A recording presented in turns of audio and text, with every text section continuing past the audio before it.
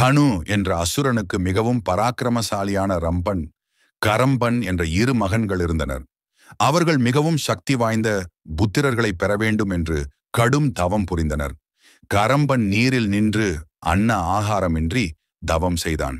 அப்பொழுது இந்திரன், இவனுக்கு பிள்ளை பிறந்தால் தேவர்களுக்கு ஆபத்து என்று கருதி முதலை உருவில் சென்று நீரில் நின்றிருந்த கரம்பனை கொன்றான். யட்சபுரி என்ற ஊரில் ரசாலம் என்ற ஆலமரத்தின் அடியில் பஞ்சாங்கனி மத்தியில் ரம்பன் தவம் செய்தான். சகோதரனாகிய கரம்பனுக்கு இந்திரனால் ஏற்பட்ட மரணத்தை அறிந்து தேவர்களை அழிக்க சபதம் மேற்கொண்டான். தவத்தின் இறுதியில் தன் தலையை வெட்டி அக்னியில் செலுத்த முயன்றான்.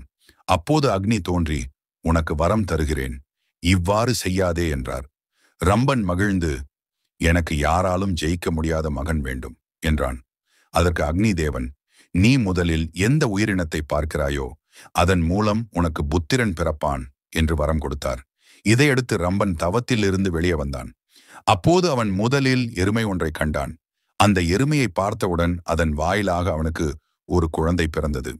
எருமை தலையும் மனித உடலுமாக பிறந்த அந்த பிள்ளை மக்ஷாகரன் என்று டான் மகிஷாசுரன் மகாமேரு என்ற மலையை அடைந்து அங்கு 10,000 வருடம் கடும் தவம் செய்தான். மரணமில்லாத வாழ்க்கையை அவன் பிரம்மாவிடம் கேட்டான். அதற்கு பிரம்மன், மரணமில்லாத வாழ்க்கை யாருக்கும் கிடையாது, வேறு வரம் கேள் என்றார். அதற்கு அவன், தேவர்களாலும் பூதங்களாலும் ஆண்களாலும் மிருகங்களாலும் எனக்கு மரணம் ஏற்படக்கூடாது என்றான். பெண்கள் மென்மையானவர்கள், அவர்களால் தனக்கு ஆபத்து இல்லை என்பதால் பெண்களை தவிர்த்து வரம் கேட்டான். பிரம்மதேவனும் அவன் கேட்ட வரத்தை அளித்தார். மகிஷாசுரனுக்கு சிட்சூரன் என்பவன் சேனாதிபதியாகவும் தாமிரன் என்பவன் தளபதியாகவும் இருந்தனர். அசிலோமா, பிடாலன், பாஷ்கலன், காலபந்தகன், உதர்கன், திரிநேத்திரன் போன்ற மந்திரிகளும் அவனுடன் இருந்தனர். அவனுக்கு பயந்த ரிஷிகளும் முனிவர்களும் அவன் சொல்படி கேட்டு நடந்தனர். அவன் மிக அழகிய மாஹிஷம் என்ற பட்டினத்தை அஞ்சனம் என்ற மலையில் நிர்மாணித்தான். தேவர்களை தனக்கு உதவியாளர்களாக மாற்றிக்கொண்டான். மும்மூர்த்திகளும் தேவர்களும் ஒன்று கூடி மகிஷனை எப்படி அழிப்பது என்று ஆலோசனை செய்தார்கள்.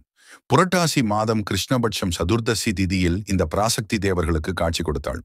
இந்த தேவி 18 கைகள் கொண்டு அஷ்டாதச மகாலட்சுமியாக காட்சி தந்தாள்.